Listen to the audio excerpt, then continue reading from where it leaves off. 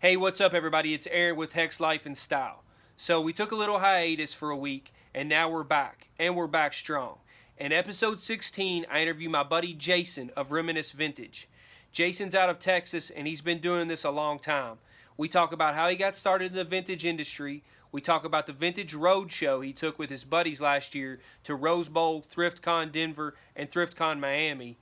And I ask him and get his opinion on a $6,000 Aladdin t-shirt that sold on the virtual flea Sunday night. So grab your drinks, sit back, and enjoy episode number 16 with my buddy Jason of Remenace Vintage. Under the rain, songs open, fire, fire, fire. Ain't nothing new. We all have desires. I want you to be my woman, baby. Every time you get dressed. So I'm with Jason of Remenace Vintage. We've gone back to the Zoom. Jason is located in what, Texas? What area of Texas? I'm in Texas, South Texas, right by the border, McAllen, Texas, man. Yes, sir. Super hot down there, right? Super hot. Cool. Well, man, listen, just to tell you, we talked a little bit before we started this, but your pages has been one of the best pages for me, at least, because you capture so much of, I think, my style. You put things together with music and visual. And one of the cool things that you do that, let me make sure we're recording. One of the things that you do, man, that I think is awesome is you really break it up, and it's not just t-shirts or clothes. I mean, you film, when you go to flea markets, you film, just kind of like your lifestyle, your food. Clearly, you're a good cook, right? I can cook, man. Yes, sir. So, man, I tell you, I love that aspect of your page. I guess I'm kind of being a little bit older, I get kind of bored with just the same old t-shirts over and over and over. So I really gravitate to stuff that kind of tells more of a story, especially pages that tell more of a story. And yours is dead on, man. So thank you, like I said, for doing the podcast. It's great. I've been wanting to have you on ever since you were one of the first people I thought of. When I started the podcast, I was like, I made a list of people I wanted to reach out to, and you were high on that list, especially once I got through the Kentucky boys. And nice.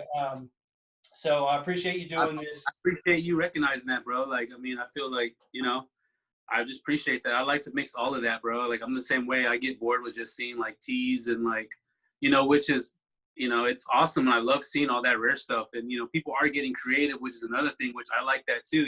Like if I can at least do that and help somebody like switch up, maybe want to switch up their pictures, one time or here and there, I think it's dope. So shout out everybody, like trying to not just make it boring, about just a shirt. It is sick. And that's bread and butter. But I think you hit the nail on the head. I mean, that's kind of what, and some people just want the t-shirt, the t-shirt kind of a good vintage t-shirt really stands on its own a lot of times, but I think it's cool, man, to put something with it, like tell a story. And I've been doing that with a lot of my posts recently. Yeah. Just, I've been a little bit more selective on staging and what I'm posting, but, I put a lot of different stuff in my story, but I usually try to put something behind it on either something from a nostalgia standpoint, something I remember as a kid, something that kind of tells a story to why I'm posting it. And it's amazing. The response has been a lot better than just, posting a shirt with no caption. Yeah. So talk a little bit about how you got started in the vintage industry.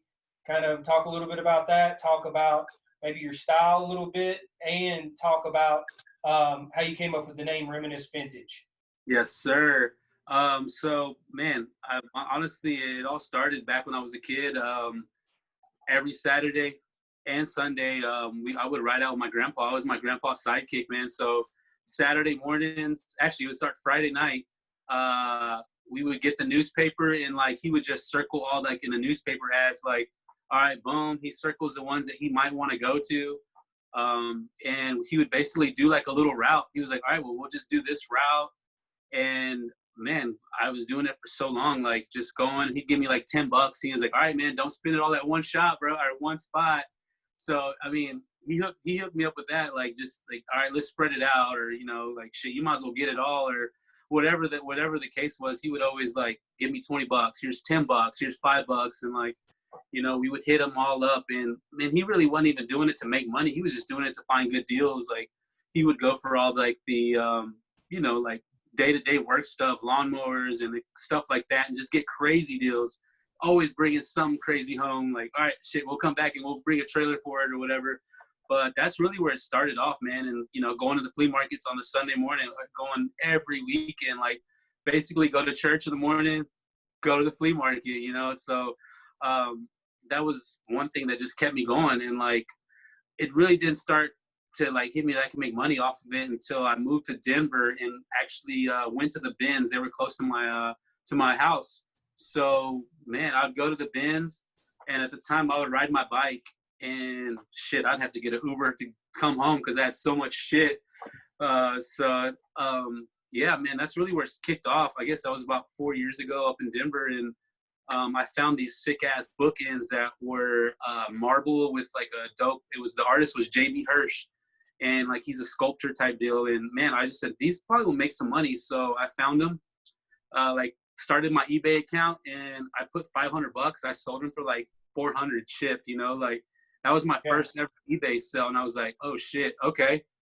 So kind of played with it a little bit, and then really didn't go hard on the eBay, and just kept digging and kept finding cool knickknacks, because I do love like knickknacks. I love toys. I do like everything, bro. So I was going for a lot more hardware stuff, like cool VHS and just stuff other than t-shirts. And then this cat came up to me, and he was like, bro, like, you're here a lot. Like, do you do this full time? I was like, man, I not really. I bartend, I serve, and like, this is fun. And he started teaching me about stuff. So like single stitch, and started kind of schooling me on stuff and what I could get off shirts. And man, from there, it just pretty much locked off. It popped off. It was sick, and I enjoyed it. That's awesome. That's awesome. Hey, tell me this. So going with your grandfather to the flea markets, that probably kind of, you know, got you ready, negotiations, you know, watching you negotiate and, you know, talk and bargain with a lot of these people. I mean, just seeing that and hearing what that sounds like probably got you really prepared for kind of what you do now. Without even knowing. Yeah, especially when you're buying, you know. Yep. I know that for me, it's you know, I'm kind of the way I grew up in that type of atmosphere. My mom was more of a collector and a hoarder, and my dad was more of a business type mindset. So he was all about selling this or selling that. But, you know, the crazy part is he owned 3 cars my entire life, his entire life. And so, you know, he would buy something for cheap, and he would, you know, run it into the ground. And that's how so I'm kind of geared that way, from a mindset of wanting to get something for a really good price. Right. And then I keep stuff forever. So if you could see my office right now, you're talking about knickknacks and collecting. Yeah, bro, it's crazy. That's the hardest thing for me, is I find stuff that because I usually try to buy to my tastes. Right. You know, rather than you know, follow trends and things like that. Obviously, I'm not passing on stuff that's going for good money, but I usually buy to my taste, and that unfortunately is kind of a curse and a blessing, because I end up keeping a lot of stuff. So, talk a little bit about that aspect of it. So, would you say you're a collector first, or are you a reseller? I would say I'm a reseller, bro. Like, granted, you know, I do love finding it, and I love all of it, but at this point, like, man, I'll sell a shirt, bro. Like, I don't know, like, I know there's some people that just like have a full emotional to it, but like, man, I just feel that I'm out there in the trenches so much, and I've built so many like relationships. Like, I feel like I will find it again type deal. Yeah. And yeah, like, man, like, especially if like I try to do a lot of wholesale orders, and like people that come now that I live in Dallas, I mean in Texas, South Texas, like there's been a lot more like wholesale people coming through, and like, man, they get me, and I'll release some shirts that I really didn't plan on it, and it just kind of shows like, man, like I know that if I can build that relationship to somebody that wants a shirt and they're gonna buy it, and then they're gonna make their money, they're gonna come back, and it's just so much closeout, bro. Like it's gonna come back around, man. Granted, you know, there's some tees that I won't sell. I have a couple that are like just pretty sentimental on that because of, you know, it was more or less on the buyer. Like something happened to them after, like, well, shit, they're gone. Like, I don't want to sell this shirt. They hooked me up at a deal type deal. So I do have some shirts like that do hold a meaning because, you know, they were cool people. And, you know, I just don't feel like I don't want to get rid of that, you know? So granted, yeah, I'm all about moving that shit. And I'm a big believer of like, man, if I sell a really good shirt, like, or if I give somebody a good shirt at a good deal, like, I'm going to find something sick the next week or the next day that's going to, like, you know, it's going to be even better than that, to be honest. Like, and it's happened so many times where I'm like, man, I don't want to sell it, but you know what, let's do it. And sure enough, like, I find something sick the next day or a couple days after or whatever. So, man, that's kind of it, bro. Like, I'm kind of the same way too, man. I buy stuff and I'll wear it, and then I find better things, or I find stuff that I like more, and then I kind of make a sell pile. Like, I'm ready to get rid of this. I'm ready to let go of this. And then there's a few things that I won't. I just don't budge on. Like, you know, as a kid growing up, it's crazy because, you know, I'm like I said, I'm a little bit older than a lot of people in this industry. Hey, don't let me fool you. I got a little gray right there, bro. Yeah. I just turned 38, so I'm up there too, bro. I grow my beard out, man, but it's starting to look really gray. So I try to keep it short. But you know, growing up in the 90s, you know, in the 80s and 90s, I had a lot of these T-shirts. My parents had a lot of these T-shirts. So, you know, for me, it's kind of crazy. It's like a lot of the Nirvana tees and the Beastie Boys and the Pearl Jam, and a lot of those T-shirts growing up as a kid, I had. And then, you know, it's hard. When you go off to college and you're just partying and having a good time, or, you know, you're out and having a good time, those T-shirts seem to just disappear. So over the years, I've lost a lot of those T-shirts, and so I've kind of made it my mission to gradually get some of the ones that I have back. So those are the ones that I'm getting and I won't let go of. That's sick. But you know, and then there's some that, you know, that have me, like, you sold me a shirt, man, that tattoo shirt. Oh, that tattoo one was fire. Oh my gosh, man. I've gotten so many people ask me about that shirt, and for me, you know, I like it because I collect, you know, tattoo shop shirts. So bro, there's a lot of older ones. Yeah. And so that one I just absolutely love. I never really liked tattoos. What's that? Do you have any tattoos?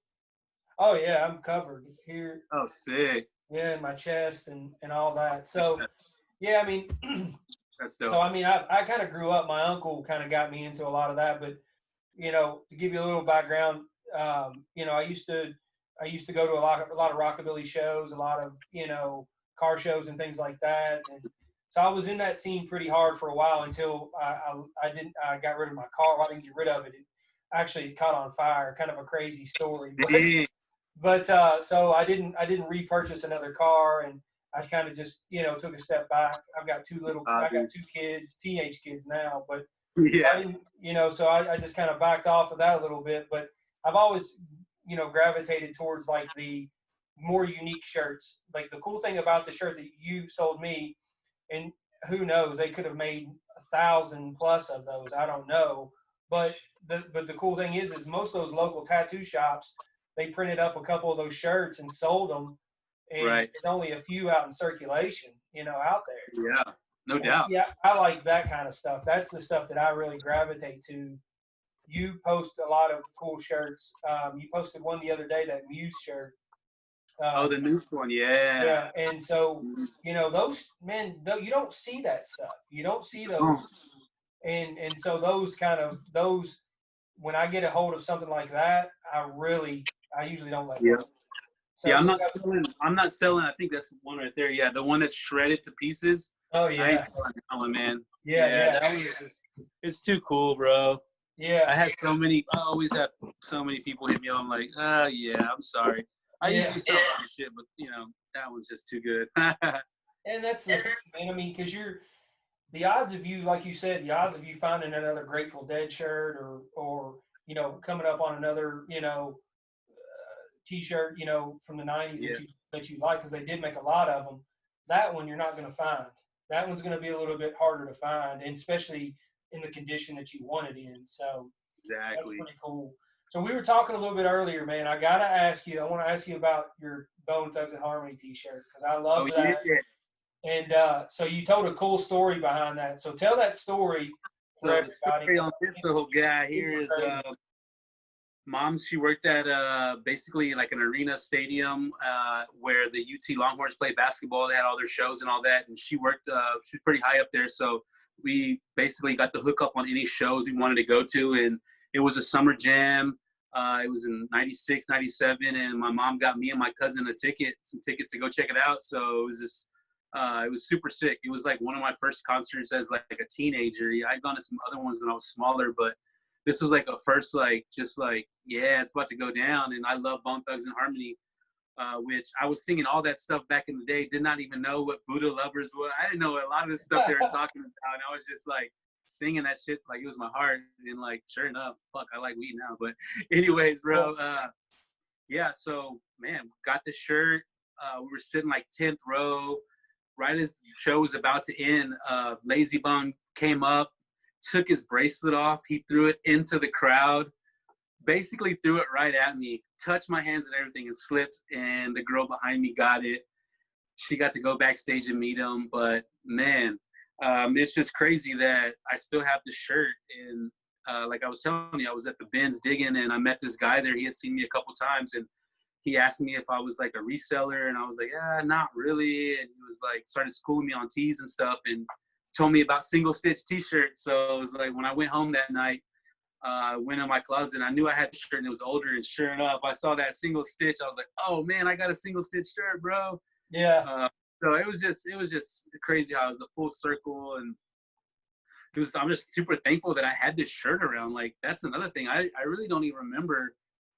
I don't even know how it stayed around so long. Like, college, I went to multiple colleges, like, moved, I moved a lot. So it's just sick that I still have it, man. So this bad boy ain't going nowhere. Yeah. Got a cool background. It's super simple. Oh yeah.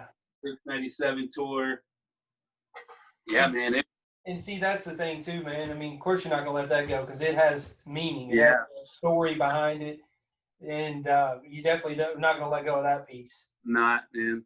So, so Bone Thugs was your first concert? No, my first concert was actually, it was like to Chicago and Beach Boys. It was like I got to see both. Those are my first concerts. I was pretty young, bro. I was like, I want to say my mom said I was like, I don't even know, pretty young. But those were the first ones. And I just remember I liked the Beach Boys. That was my shit. Beach Boys. Yeah, that was my stuff. I still love the Bags. So yeah, that was the first show. Man, I remember, like, it's crazy as I was young, but I remember like standing on the seat so I could like be high and like, kind of get a better look at the show. So man, that was a memorable show. I don't remember much other than standing on top of the seat trying to get a good view. So that was sick. Sorry about that, guys. We had some technical difficulties on my end. But listen, Jason was talking about your first concert with the Beach Boys. Yeah, first concert was the Beach Boys. Irwin Center, super dope little arena. Got to see a lot of great shows in and out of that place. Shout out Moms for working that part-time job that she just ended up being like, they loved her and they hooked her up with like a great position. Also want to shout out Moms again one more time, because she also worked part-time up at the Champion outlet store back in the 90s.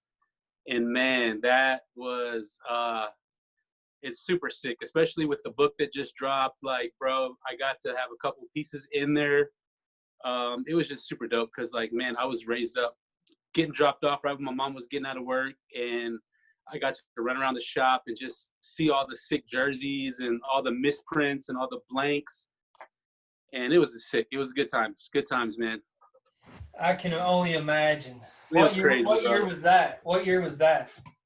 Bro, it's probably like, I'm guessing like 93, 94, 96. Like, because I remember, like, particularly right by the left of the registers was all the blanks. Like, dude, there was just so many blanks and so many that just had like the number on the front and nothing on the back. And like, I had so many jerseys, bro. Like, and then just going, and then I remember just looking through them and just, whoa, I know this player. Or like, just misprints with different numbers for different players that weren't that number. And like, um, it was crazy because I remember at one point there was like a bunch of Dallas Mavericks ones. I was like, because I remember, I wish these were Spurs colors, but it was like a big ass long rack full of the Dallas Mavericks from all sizes, and they were all blanks, and they were literally selling for like $5, like Ah, $4.99, like, because I remember like I had got another jersey. I had got like I forgot who it was. I had got a random jersey, but the regular good jersey that was just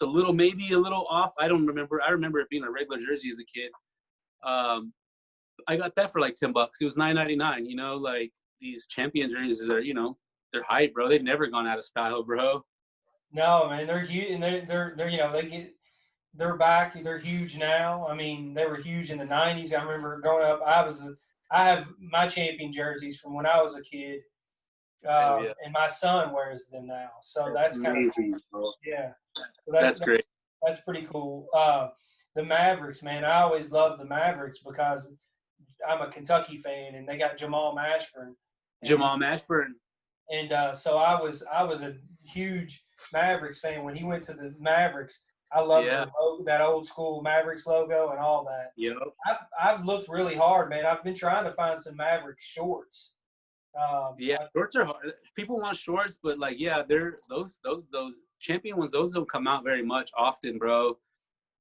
You do find like the funky, like, 80s, 90s shorts or swim trunks mostly. Yeah. Like those are the ones that go pretty fast, and a lot of people cut that damn underwear out of it. Yeah, yeah. The short, bro. That's I just go with I keep the liner in. I just roll with it. So talking about first concerts, as embarrassing as this is, my first concert was Milli Vanilli. Ooh. And guess who opened up for Milli Vanilli? Damn. Young MC. Oh, that's sick. Yeah. So it was kind of cool. Dope. I mean, clearly I became a bigger Young MC fan than I did a Milli Vanilli fan at the time. Right.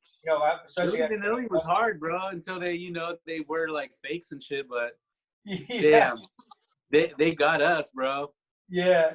But but the Beach Boys, man, I always wanted to do the Beach Boys concert, their outdoor concerts at the baseball stadiums. Okay. Mostly those were like crazy, man. Like people partying everywhere with the beach balls. It kind of had that Jimmy Buffett feel. I don't know if you I don't know if you ever been to a Buffett concert, but man, I think I worked like one that was like it was like a cover. It was or something like that. I don't think it was Jimmy Buffett, but yeah, there was a lot of partying going on. That's for sure. where did you work at an outdoor? I did. I worked at a Whitewater Amphitheater. It's just like right down, like, Central Texas. That's where I'm born and raised at. It's one of the best places in Texas, man. They got tons of rivers, tons of like. You can go to Austin. You can go up to the, Fredericksburg. There's all these small little dope little towns, bro. And I worked at Whitewater Amphitheater, man. And believe it or not, man, people would come through. They there was just tons of shows I did there, and it was good times, man. People would float all day and then party. I've never been to Austin. I'd love to go to Austin. Man, it's worth it. Yeah, very worth it. It's on my bucket list. The hard part is it's on my wife's bucket list because she's never been. Oh, so nice. We both kind of made a pact with each other that we're going together. That she's been invited by her friends. I've been invited by my friends, but we want to try to go together and experience that together. We like a lot of live music and stuff like that. Yeah, man, I would really. As much touristy as it is or whatever, once it does get cracking, South by Southwest, man, that's a great one.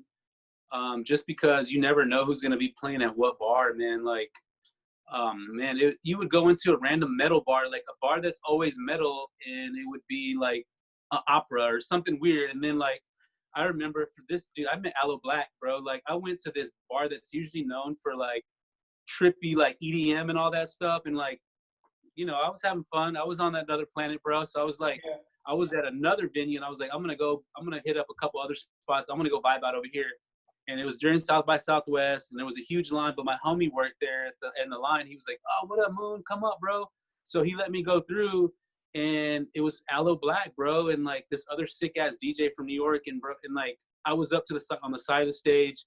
I was smoking and like, just kind of vibing, didn't even care, bro. And like talking to this guy. And then like 2 seconds later, he goes up stage and then like, it's fucking Aloe Black, bro. I was like, what the hell? And it was just crazy, bro. It was just like, that's the kind of vibe that you'll get over there. You just never know what's going to be popping off. And it was sick because like artists were just, they wanted to be people too and go see all this new music and like, Yeah. it was just crazy. I've known a few people that have gone to South by Southwest and they said the same thing. I mean, you'll be in a random bar and you'll just be having a conversation with someone and next thing you know, it's, you know, somebody like an artist or some, you know, millionaire tech type guy that you had no idea that you were talking with. That's true, man. Which makes it really cool. Well, let's talk about, I've never been to South by Southwest, but I love festivals that tie kind of everything together like that. Yeah. Talk a little bit about, I noticed on your Instagram page, you and a lot of your buddies, a lot of other Instagram resellers, you all hit a lot of the shows up. What's the one in Dallas there? The DFW. Yep, that's the DFW Vintage Swap Meet. That's that one's actually happening in 2 weeks. So not this weekend, next weekend. We are going to be going out there. I know they're taking a bunch of precautions, just the way you know, ThriftCon is doing the same thing. Which depending how Dallas turns out, we might be just getting a van and just hitting up ThriftCon as well, man. Like.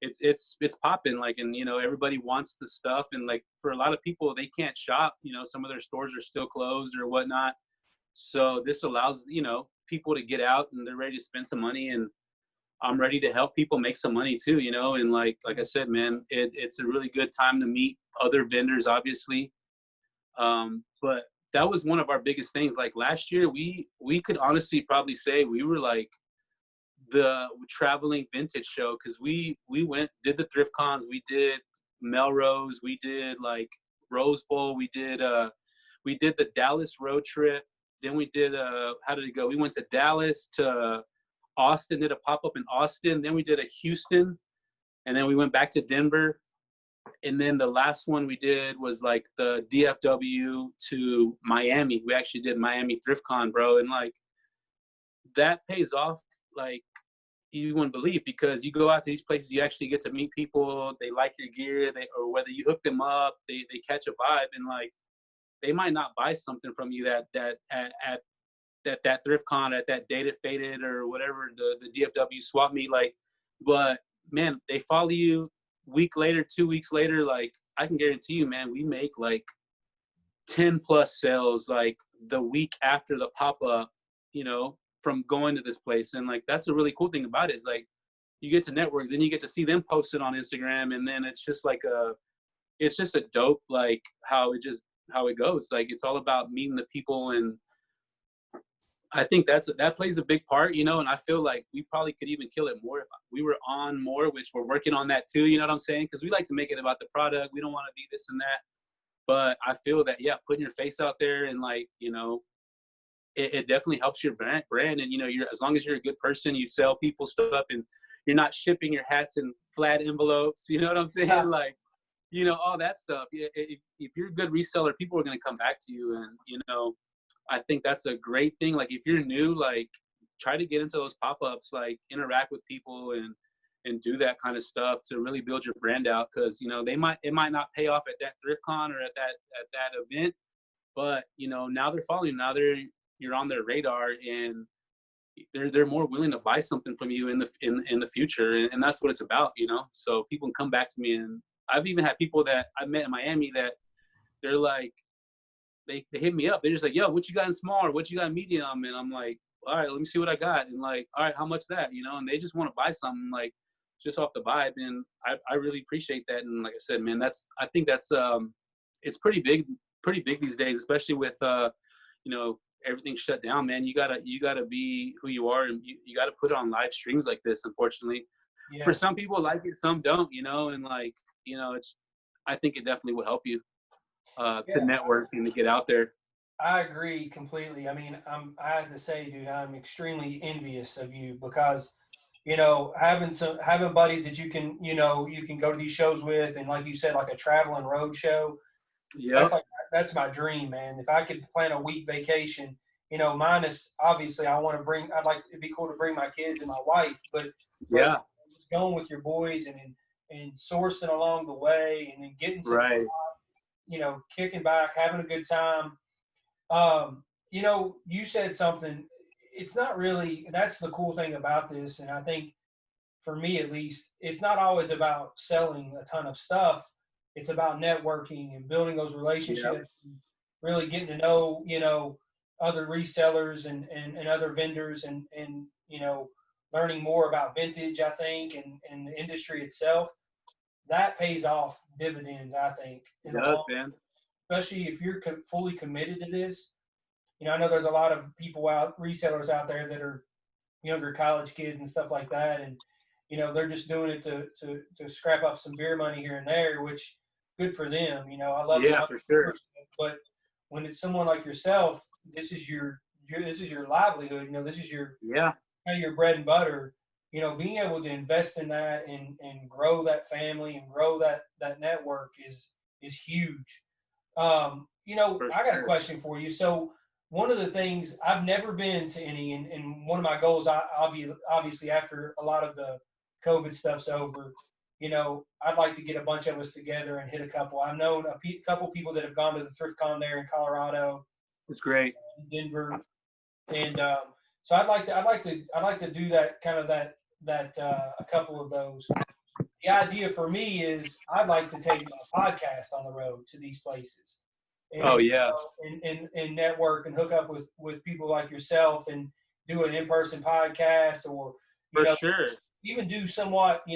We'll kind of keep this between us, so nobody. But that's a great idea. I'm kind of joking, but maybe do a behind-the-scenes documentary, man.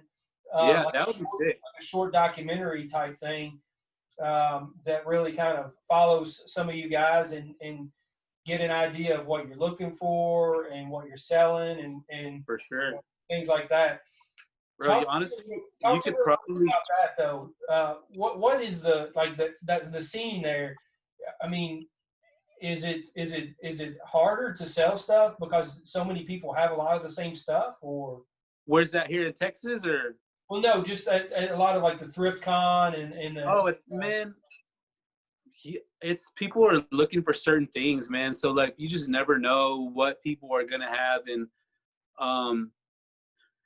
I never see it. I mean, I know there's probably a lot of people that will see it as competition, and I mean, it's part of nature, bro. Like, you want to be the best, you want to have that, but there's also like people just like, well, man, they'll shop, bro. Like, man, I'm trying to put it in better perspective, but I mean, everybody has something to offer, and like, that's the thing about a lot of these places is like, whether it's like other homies supporting each other, or there's somebody that's coming in from a shop that's out of town, and they just pull up to your booth, and you start chit-chatting, and before you know it, like, you put a bundle deal for them together, so the idea is to come home with way less stuff, so I mean, and that's kind of what hard to say, but that's kind of what I picture in my head too. I mean, meeting people that you follow their page, or you've heard about them.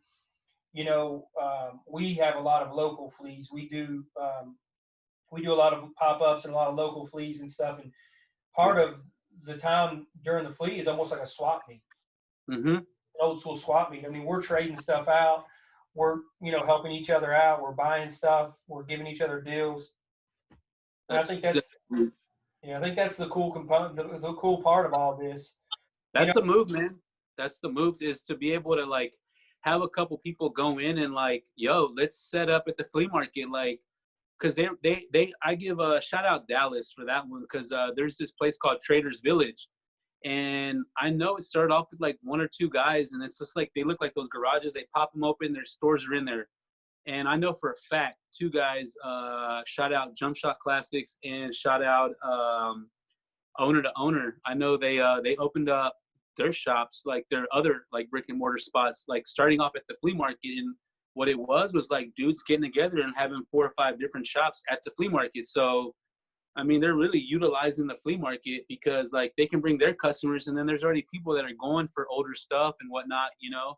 So I think that's a movement, man, like is multiple sellers in an area where they can all kind of like thrive and like they can all like benefit off each other's customers, man. And it's kind of like the antique malls. Like, I know that's kind of where we were going to do a collab store like with like 10 other vendors in Denver right before the COVID, man. Like, had paid our rent, like we were ready to lock and load, and then like it had to shut down. But at the end of the day, man, there's tons of these antique store malls that have like, you know, paintings and like the dope decorations, and maybe have 1 or 2 booths that have the clothes and that kind of vibe.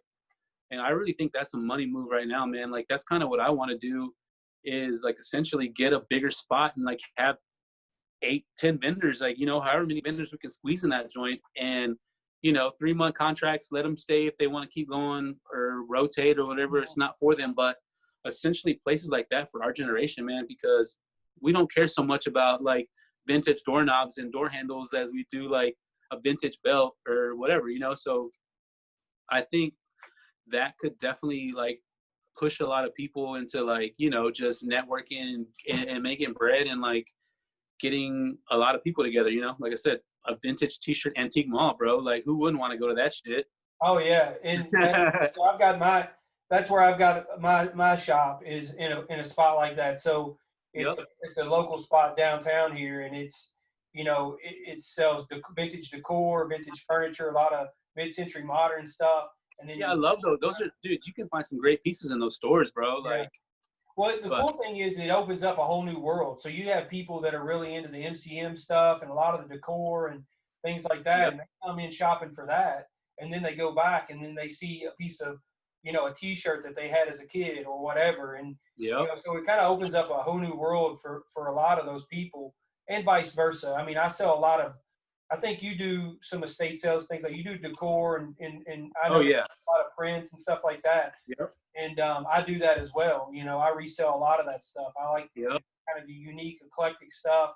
So I do that as well down there. But it's cool because it really, like I said, it opens up a whole new world for a lot of these people that normally, you know, they wouldn't know about. They wouldn't be fully interested in vintage clothing. Yeah. Vice versa. Exactly. So yeah, I've actually had my stuff in a shop before, and it did pretty well. I did at that time. I did mostly like I do wire wrap stuff, you know, just handmade jewelry and stuff like that. But yeah, that's pretty dope. That's a dope shop too. And you're down there in say Kentucky, right? Yeah. That's bad. So let me throw an idea out to you really quick. What do you think about this? So you know, you talked about shipping stuff in bulk. So what if you had a shop? Let's say you have a shop in Austin, which real estate I can't even imagine. Rent there would probably be insane. Yeah. But let's just say you had a shop there. And you had your business model, which you're talking about, which different resellers in there. Right. So let's say, you know, you had yourself and you know a couple more, and a booth was, I don't know, $100 a month. Right. How cool would it be to be able to reach out to someone like yourself or vice versa, me here in Kentucky, and say, hey man, I'm shipping a box full of inventory down. I want to rent a booth. I want to rent a space for $100. You obviously, it's already tagged, it's already priced. All you have to do, hangers, everything. All you have to do is hang it on the rack, and you know, put a display up. I think when you start talking about being able to do that in multiple areas and multiple locations, you really start to think about, okay, this could become huge. Because, you know, online is big, eBay is big, but I just feel like you have so many eyes on it sometimes, it gets lost. And there's so much competition that it gets lost a lot of times. Whereas if you centralized, you know, 50 crazy T-shirts or 50 crazy vintage pieces, in a smaller town, or not in Austin, not obviously Austin's not small, but in a kind Right. of visualized location where Definitely. demand was there. I mean, I think you could have an unbelievable business model when you start thinking about it from that perspective. For sure. But so talk a little bit. Let's switch topics here. We'll cover quite a few things, but let's talk about the market, because you mentioned when we first got on here about the T-shirt that sold last night. So, Oh yeah, Aladdin T-shirt that sold for $6,000. $6,000. That just blows my mind. Somebody it's somebody, it's wild. And then somebody immediately, I don't know, I just by habit, you see something like that, or you might be chilling, you see something that not even necessarily that sells for a lot, or it might sell for a lot, then you want to tag it, start looking for it. Well, let me see what it is. And sure enough, I found one on eBay. It was like another Aladdin T-shirt. In the story, it was like in the description, it was like one just sold for 6K. So That's blah blah blah. And it's incredible, man. And I think what really is, it's because, like, I mean, people can talk all the shit they want until they have that shirt, and and you're gonna want to make something relatively close to that. Like, hell, somebody would take 5K, but at the other end of the spectrum, like, I really think, like, because of quarantine and because there's the live, auctioning and live bidding, you're actually able to see the buyers out there. So, like, you're actually out there you can really see that people are throwing money around, because, like, what ends up happening is, like, bro, 5 people were bidding on that or whatever, and, like, only at the end of the day, only one person's gonna get that. But if that goes for 6, like, you have all these other 4 people that they're potential buyers, bro. And, like, as a reseller, I love to see that, because we want to see buyers, and, like, yeah. you really don't get to see buyers as much. You don't get to see them on eBay. Like, it's just somebody, boom, and you, like, might click on their profile and see if they're reselling or see whatever. You might do that kind of research, but you really don't get to see what these people are and see that there are buyers out there, and, like, man, I give mad props to the people with the big accounts that are able to demand that, bro. And, like, I'm gonna be real, like, I sell to all these guys that are able to get these, and, like, damn, I wish I could have got that kind of response when I get shirts or whatever. But at the end of the day, man, you just got to keep hustling. You can't be worrying what other people are doing and what they're getting, man. Like, and that's just kind of the name of the game, man. Like, it's real easy to, like, get jealous, or it's, like, kind of easy to be like, fuck, but longevity, out hustling, out digging, like, Yeah. out working, they're gonna pay off, bro. Like, it pays off. Like, I don't get these buyers by, like, not posting shit or not putting the work out, so, like, at that point, they did put the work to get there, and, like, it sets a standard. It helps all of us out, but Yeah. it blows my mind, bro. No, I can't. And let me just say this, dude. I see your Instagram stories. You hustle like no other. You're at the fleas a lot. You're all over the place. We'll talk a little bit more about sourcing here in a second, if you're cool with that. But Always, man. the thing for me, man, it was. I mean, I'm kind of wired the same way that you are. I think I wasn't jealous. I was super pumped, but at the same time, I was in my mind. I was thinking, I can't imagine. Like, there are very few things I would spend $6,000 on. Exactly. And so for me, it's just like, it opened up my eyes, because I've always viewed what we kind of, and this might sound kind of cheesy, but I've always viewed a lot of some of the shirts and stuff. I've always viewed originals as art. Mm-hmm. So, they made a ton of certain T-shirts and things like that. Right. Circulation. But the odds of some of them still being around it's kind of crazy, because so many people just ditched them or turned them into rags or whatever it might be. Yeah. So some of those, I think, that are a little more rare, really kind of, you view them as art, And for me, being a little bit older, the Aladdin tee doesn't really jump off to me as that. But to someone younger, it definitely does. I mean, it sparks a whole new, For sure. It sparks a whole new world. Yeah, a whole new world. So, I mean, that's the thing. And so I'm sitting here, and I'm like, this is kind of unreal. And then I started thinking about it, and I looked the guy up, or girl, whoever it was. So the shirt check? Yeah. So I looked them up, and I'm like, dude, they have like 100 followers. Three and pictures of like, pictures, blank, like blurry pictures or whatever. yeah, I was like, man, I don't even know this.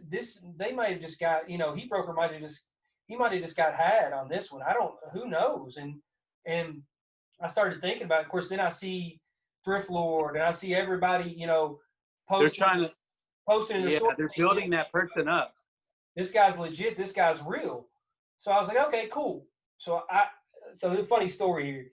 So I hit him up. I messaged him. And I just said, hey, man, you've put the thrift world on their head today, man. This is crazy. Right. Nobody knows who you are. A lot of people say you don't exist. I'd love to have you. We could blur your face out. I'd love to have you on the podcast when you're ready to come out. Yeah, no And, shit. And Hey, give them the deep voice. Oh, well, I believe that when I was the funny part is, man, he hit me back. The What's funny that? part is, I said, the funny part is he hit me back. Nice. He's like, hey, man, thanks. I appreciate this, blah, blah, blah. And he's like, yeah, I was gonna kind of come out, the next couple of weeks, but I may, push pause on that a little bit or whatever because of all this craziness. And and I was like, yeah, man, I don't blame you. But the funny thing is like it's a real. I mean, clearly it could be anybody sending me that message, but right. But I mean, I think it's legit. I think it's real, and there are people out there. I watch a lot of these shows and stuff on TV where people are buying these $6-7 million houses, and I'm like, what the fuck? What do they do? Right. Right. So clearly, there are people out there with money. Yeah, and people that buy $10,000 Cheetos. You know what I'm saying? Yeah, yeah. And so for me, in my world, it's like it blows my mind. But in somebody who has enough money to burn a wet mule, they're not. That's nothing. That's nothing, bro. Especially with like how, I mean, let's be real, it's an auction. Tons of viewers. It's one of those deals where like, because the market value is this, like, I mean, I've seen it, bro. Like those Pink Floyd Division Bell tees, like the black ones or like whatever, the white ones, like I've seen those go for like, to me, it's like $150 t-shirt. I feel like it's kind of common or whatever, but like in the spirit of auctions, I've seen them go up to $400 or $500. It's just like, it's just that, man, I got to have this piece. Somebody else is trying to outbid me. It's like, you have kind of like a little bit of like ego and like wanting to grab it and beat these people. So like, that's the hard part about like trusting an auction piece price. It's like, man, you don't know. This motherfucker might have just got some money and like, it's just, man, he wants this piece or whatever, it's just hard to trust those as the actual, market prices. That's the thing that's crazy about it, Is it hard? Is it hard for you to pay top dollar for a t-shirt knowing what we get them for, like what we find? For me, it is, bro. Like, I'm not a big buyer unless it really is something like, yeah, I need, but even that's kind of far in between. I do buy Native American t-shirts as long as they're stupid fire. That's kind of what I collect. Mm-hmm. But yeah, other than that, man, yeah, it's hard for me to fork out, bro. I don't know, just because like you said, I know what you can get for it, or I know that, man, I might find it. What are the odds that I'm not going to find it? Like, I'm out there enough. I'm out in the rag houses, I'm going through thousands of shirts, so like, I feel like, yeah, it's really hard for me to like, just want to spend that bread. And, yeah. A lot of times people that hit me up that I know will pay a lot of money for a tee, like even in that case, bro, like I'll still hook them up. Like, I'm like, well, what are you offering, bro? And they're like, 150. I'm like, bro, give me 100, like, I don't know. I'm big into like, hooking people up because I know that I can get hooked up in other ways, so yeah, that's kind of where I'm at. I'm more of a, I guess you say I might trade too. I'm not real big into trading online more than I'd rather just trade in person. I don't like to mess with any kind of those. Like, I don't want to get, I don't know, fool me once, shame on me. Yeah. Well, I mean, that's the thing too. I mean, I'm kind of I want to hold it in my hand. I want to hold it up. I want to look at it. I know a lot of people do the baggy. I don't do the baggy. This is probably as baggy as I get, and this one's crazy big on me. So I roll it up a little bit. What you rocking there? What's that? Oh, this is the Beastie Boys. Oh, sick. Yeah, it's shredded though, man. Oh, that's even better, bro. I love that. Yeah, yeah, and it's got the dynamite on the back. But yeah, That's so I'm a cool. huge Beastie Boys fan, so I collect Beastie Boys T-shirts. For sure. But so talk a little bit about, you mentioned the rag houses, man. I've never been. I would absolutely love to go. I mean, they look crazy. I mean, it looks like you just find some crazy stuff in there. Talk to me about that. I mean, are there days that you go up in the rag house and it's just like the bins, you don't get anything, or? Man, I grab so much stuff. Like, I'm gonna find something. Like, that's my mentality, bro. Like, um, I'm gonna find something. If I'm not finding like a dope vintage tee, then I might find like a good girl piece that my girl could sell on Poshmark. You know, we do even like, or vintage girl stuff. Like, I know a lot of people pass up on vintage girl stuff. Well, you know, I grab that stuff, bro. So like, I mean, that's just the kind of mentality I have, bro. Like, I'm gonna find something, you know, and like, yeah, I mean, there hasn't been a day where I haven't gone home with nothing. Like, I mean, I could say that I've gone home and like I didn't find like a super crazy piece or whatever, but at the end of the day, I might have found. I mean, I still found some stuff that somebody's gonna enjoy, somebody's gonna like it. I'm gonna make a couple bucks, and I'm gonna be able to go thrift and use that money from that shirt to find something else, or you know, maybe if I do a wholesale buyout, that's kind of feels like that's kind of the move. If you're really gonna like strive out here, is like, man, you just gotta sell. You gotta sell. So like you sell all these mids essentially, and then yeah, you can buy a better tee. And like I did that for a couple weeks, man. Like I sold a bunch of mids, like really good stuff, you know. As the kids would say, mids, you know, like I sold a bunch of mids, bro. And then I was able to buy a couple fire ass tees from a homie that you know, a local homie, and I was able to support them. And then, you know, bam, I was able to flip that type deal, you know.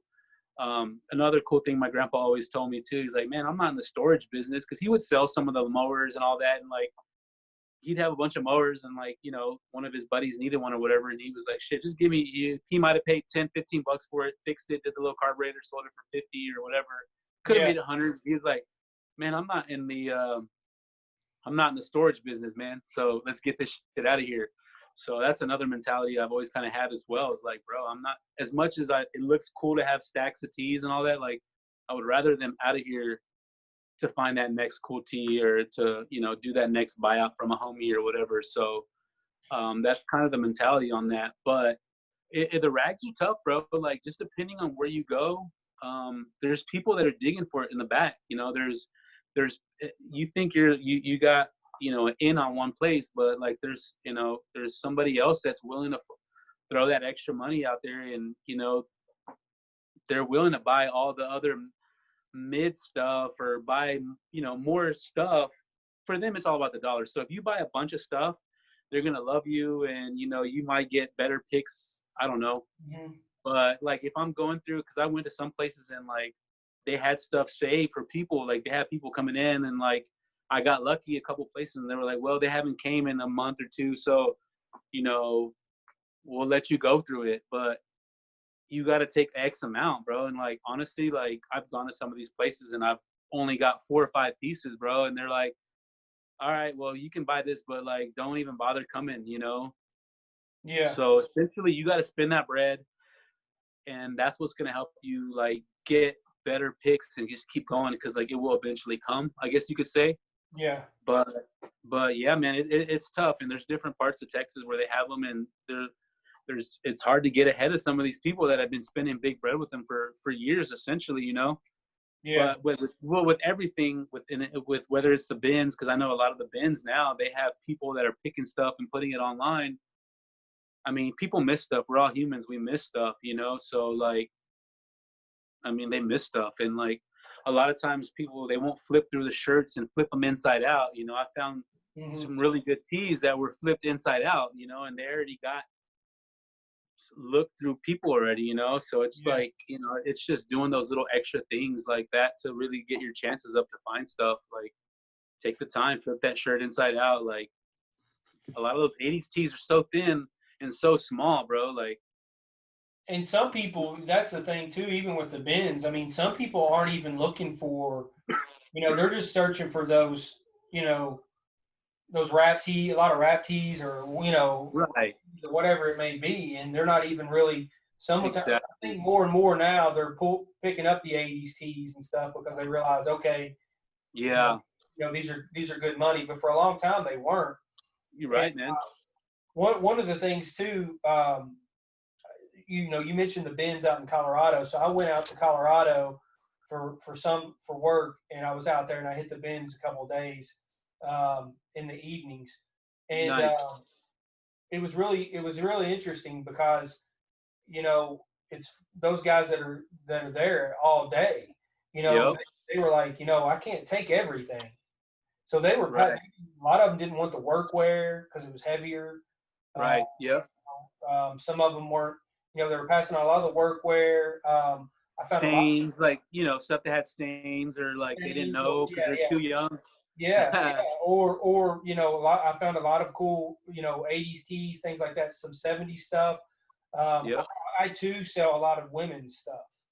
Uh, Nice. so I usually get a lot if it's cool, it's got cool print, it's eclectic, it's different. Usually I'll pick it Right. up. So I did really well, so much so that I had to pack 2 suitcases and ship them home. Nice. Happens every time, bro. Yeah, so I was pretty pumped about that. And you mentioned something too, Jason, about the mids. I mean, the mids pay. I mean, that's what this is about. Bills, bro. Those sell. Those sell. I can guarantee those will sell all day. Yep.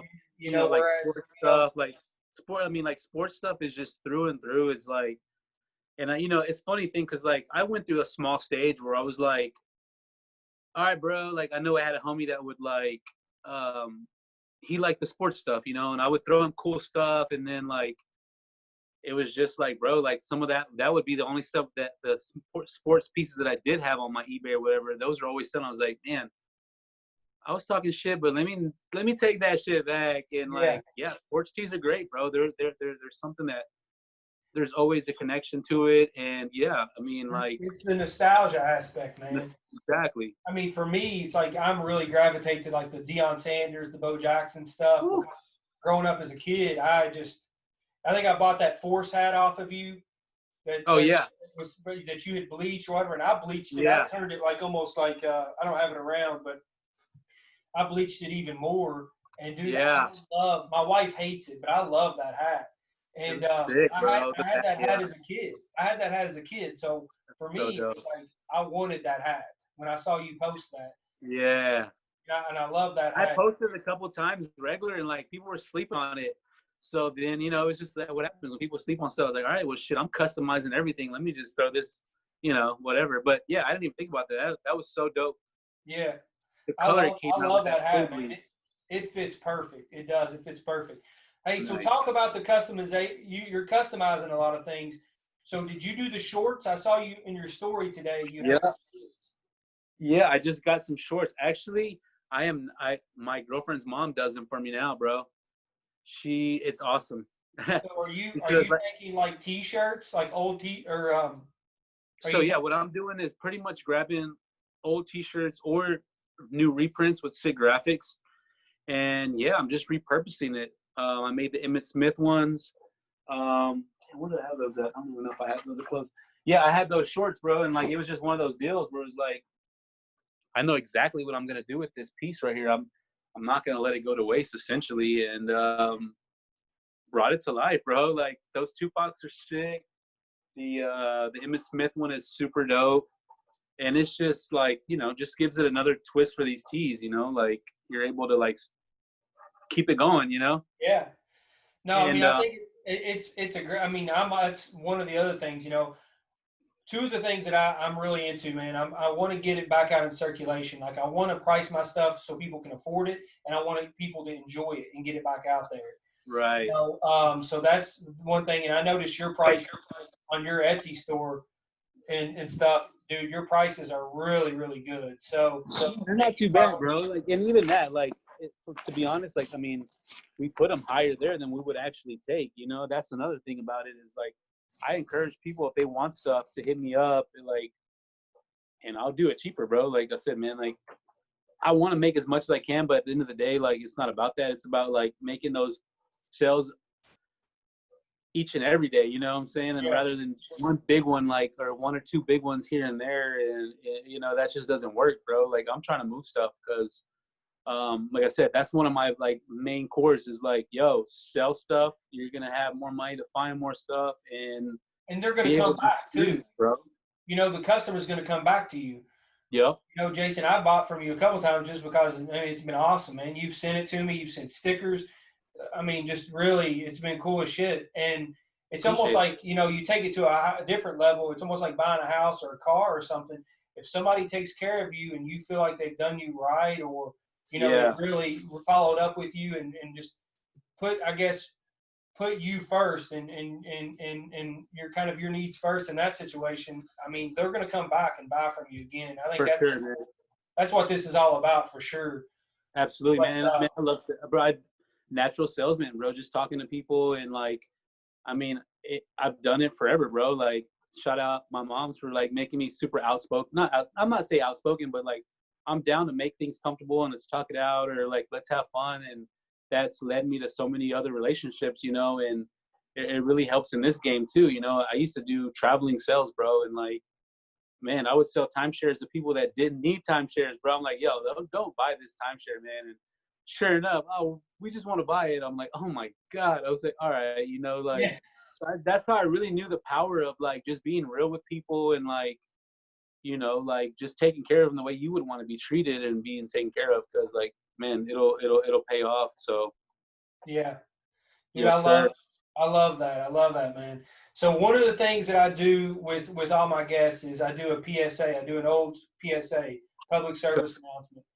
All right. You probably remember the old cartoons like G.I. Joe and stuff like that. They Yeah, always had that PSA at the end. for And sure. and it's my fault. I should have given you a heads up on this, but That's all good, bro. what would if you could give a PSA, and it doesn't have to be to the vintage community, just people in general, man, right now with everything going on in the world, you know, what would that PSA be? Man, biggest thing is just treat people like the way you want to be treated, man. Like it works for everything, and you know, try to be as positive as possible, man. That's definitely helped me out in a lot of situations. It gets you more opportunity than you would believe, you know, and just man, just yeah, just treat people the way you want to be treated, man. And it goes for business and it goes for life. And I think if you're able to maximize on that, man, you'll reap the benefits. You know what I'm saying? And obviously work hard, play hard, man. Like you can't be consumed in this. I do see a lot of young kids that are like, they're in there thrifting, they're at the bins, and they go home and they go to sleep, and then they're back at the bins. Like, bro, you got to take some time off to go and like enjoy the earth, enjoy, you know, just getting out, bro, and not doing the same thing, man. And that's really key, is to change it up as much as you can. But still, you know, you still got to grind hard when you can, and when it's time to grind hard. But like, yeah, man, treat yourself. It's always a good reset button for you too, man. So that's my biggest thing, man. Yeah, well, dude, definitely shows in what you do because, like I said, with your page, I mean, you know, you Appreciate kind it. of give a behind the scenes of who you are and what you do, and Yeah, you know, all of that. And I think that's so refreshing to see because, you know, I'm with you, man. I think it amazes me some of the stuff people find at bins and places like that. I like to see that. yeah, But at the same time, it would be really cool. And I think they'd be benefiting themselves if they just show a little bit more of who they are and really kind of what's right. behind what they're doing. And Facts. but you hit the nail on the head, man. Treat others the way you want to be treated. It's been kind of my motto my entire life. Yeah, And man. obviously, sometimes, you know, you get in the hustle and bustle and all of that. You got to remind yourself sometimes of that. But man, I love that PSA for sure. So one of the other things that I do, and we'll kind of close it out with this. Okay. I do a heat check. All right, let's do it. So I'll ask you just kind of a random set of questions, and you just come off with whatever comes to your mind, you know. Right. So we'll start it off with, what is your favorite musician or band or rap group or whatever? Like, what's your go-to?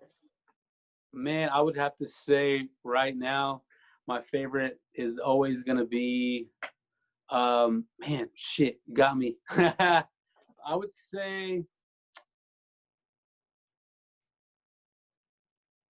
right now it's Mac Miller, bro. Like as much as I have all these other older influences and stuff like that, like I really saw him like he's like the first artist that I really saw like come up young as fuck with like the Taylor Gang and do his shit, and then like just to kind of like see him grow as an artist and go through all these things and see his music and like I don't know, I always like admired like, you know, his overall talent. You know, unfortunately he did go out in a like a horrible way, you know, which is like, you know, you don't want that for anybody, but man, like I really like I really dig his vibe and his sound. Yeah. That's one thing that was super dope. I do like a lot of live music, man. I was in a band. I've always done some hip hop stuff here and there, but like live music, I love the guitar. So like Santana, old Santana stuff, like I really vibe to all those kind of like bluesy vibes. You know, I really like that kind of music. Just the guitar. I'm looking for a crazy Santana tee, man. I want a good Santana. They nobody was big on the Santana tees, and now they're just like the Grateful Dead tees. They're popping like crazy. They are, bro. They are coming up, bro. I know. I want that Heaven Smiles one. That one's like one of the best, I believe. Yeah, yeah. Crazy one. The you know, the cool thing I like about I'm a big hip hop guy myself, and some of my buddies mess with me because I'm not fully on board with a lot of the new hip hop. Right. And facts. one of the things, you know, I love Logic, but one of the things I loved about Mac Miller is you can just feel it, man. When he writes lyrics and he puts something out, it's like there's something behind it. There's a feeling behind it, whether that's you know how he was feeling inside or whatever. You feel that, and it's so much more than just trying to, you know, a trend or you know this or that. And it's just there's a lot behind that, and that's what I've always loved about hip hop. Is with like your Tribe Called Quest and your De La Soul and even the Beastie Boys. The Beastie Boys get a little off and little kind of, you know, goofy sometimes, but a lot of those older rap groups and stuff, you could really feel it. You could feel it. Like, I mean, obviously, you know, one that sticks out most to me and to everybody is Tupac. I mean, Tupac, everything that he, you know, rapped about was his life, was straight from his heart. You know, you could really feel that, and I think Mac Miller definitely had that. So yeah, I mean, I'll play some stuff, and it always comes on. It's just like, man, yeah, you definitely feel his music. And you know, I'm super grateful. Like, man, I came up off tons of influences. Like when it comes to music, like my stuff is literally everywhere, bro. Like my uncle loved Slayer, so like I was a little Skater, Slayer, Metallica, all that, like in 6th, 7th grade. And you know, I was all about the Hano music too. Selena, I got to see her play a couple times. You know, and then I loved hip hop, and then I just had a bunch of good influences and like was able to like go to all these different shows. Like my first show was Chicago, so like already all these different like genres, like it just gave me that appreciation. And you know, like just even going to like spacey instrumentals and like all that stuff, man. And you just got to be open to it, you know. Oh yeah, for sure. And you're kind of like me. I'm all over the place too. I love, you know, super everywhere. You know, a lot of old, you know, rock and alternative. And all that. So I listen to about everything. So next up, what's your favorite movie?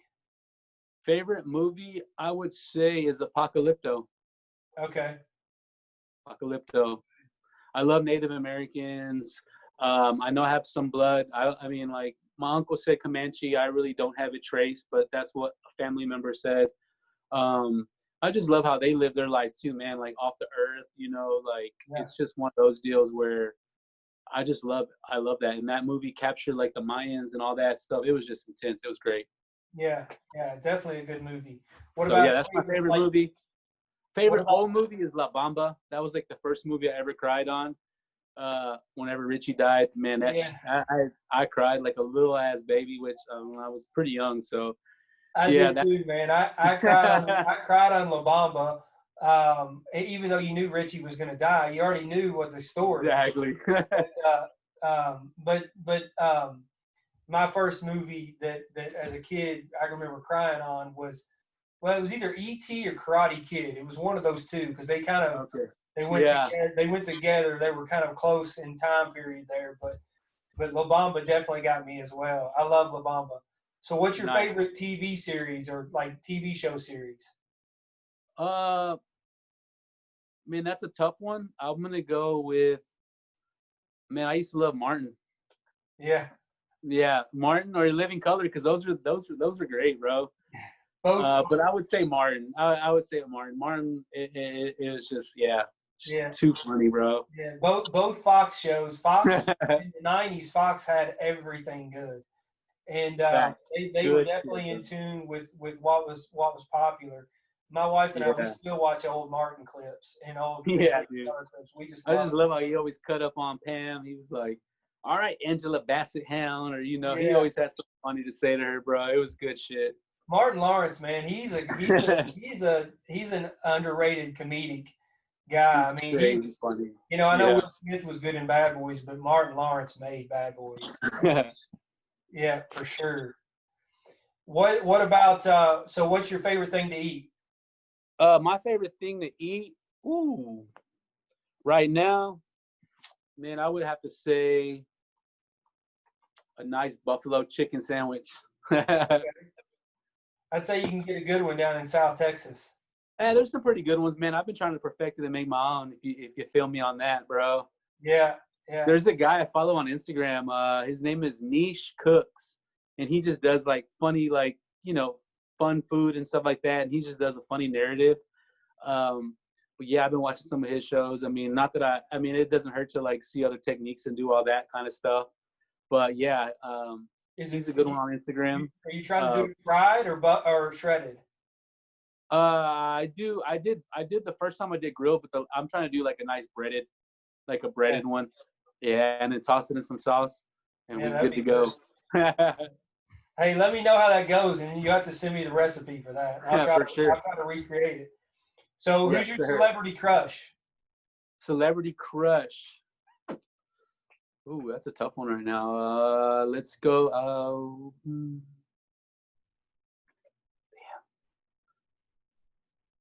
That's a tough one. Who would I say is my celebrity crush? Damn. That's a tough one. I would say, sheesh. Who could I pick for Let's. Who was your crush as a kid? That might help. Man, if we're gonna go way back in the day, I'm gonna say I was a fan of Topanga. You're the second person that has said that on a podcast. That's funny. That's I kind of crushed on Stephanie Tanner too, bro. Yeah, yeah. From Full House. Hey, and then I found out she likes a party. Oh shit, let's go. Nah, yeah, that's funny. I mean, you're the second person that said that. Yeah. I thought you were going to say. I figured you would say Selena. I just kind of skipped over the fact that you said you've seen her. How many times have you seen her? Did you see her? I saw her probably like two times. I remember. Wow. That I remember. That's crazy. Yeah, it was cool. I saw her. Yeah, I remember the outfit. She was wearing black one time, but she wore like her little famous cow print outfit the second time I saw her. Yeah. That's wild.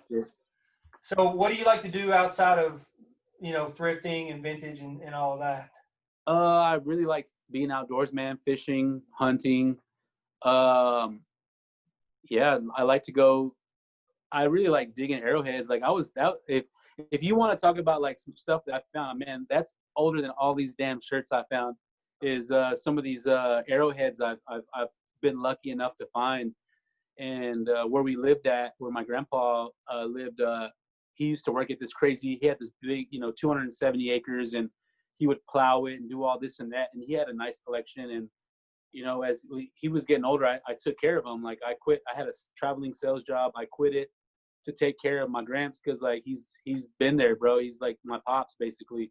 Yeah. And I would take care of him, and then like I'd have he'd be just chilling, and like I say, all right, well, I'm gonna go to the river. I'm gonna go dig for some arrowheads because it was super close to where he used to live before. And man, I found some arrowheads, bro. Like just by my gramps telling me, he's like, man, go look at this field if you can. And now there's a whole fucking neighborhood complex on top of this fucking huge field I used to dig. And I couldn't even imagine what those guys found digging, building the sewage, the plumbing, and all that kind of stuff. You know what I'm saying? Yeah, no, that's crazy. We've got a collection of arrowheads as well, that we have, here, and those are. I agree, man. Those are so, like, talk about cool and old, and kind of, you just can't even imagine the story that those tell. Exactly. That's the cool thing about it, and you obviously you don't resell those, or you can't. Yeah. But the idea of just having them and thinking of the story that they tell and all that, it's amazing. So, yeah. But well, listen, brother, I appreciate you doing this again. Sure. It's been awesome. I'll stop the recording. All good. Listen, once I stop the recording or whatever, we'll talk after that. But man, I really do. I appreciate you doing this, and it's been awesome. Yeah. And we'll talk later, brother. Cool, bro. Have a good night, bro. You too, man. So I hope everybody enjoyed episode number 16 with my buddy Jason of Remenace Vintage. If you're not following him on Instagram, it's at Remenace Vintage. He does an awesome job of putting, music, lifestyle, everything, incorporating it into his Instagram page with some crazy, crazy vintage pieces. So give him a follow for sure. I love Jason's PSA. It's very simple. Just treat others the way you want to be treated. We've talked about that on here in the past. It's something easy to do. Just treat others the way you want to be treated. So I hope everybody's doing well, happy and healthy, and somewhat getting back to normal. I know I am. We've got a lot of good guests coming up on the podcast here in the next few weeks. I'm super excited about it. We've got some new series we're going to be doing, some live shop drops, and some other things now that we can kind of get back out in public. So tell your friends about it. Follow us and subscribe on our YouTube channel. Follow us and subscribe on Apple Podcasts as well. Leave us a review. Just send us a DM on Instagram. Let us know if you like it or if you don't. So I hope everybody's doing well, and I'll see you next week. Every time you get dressed in black, you give up romance.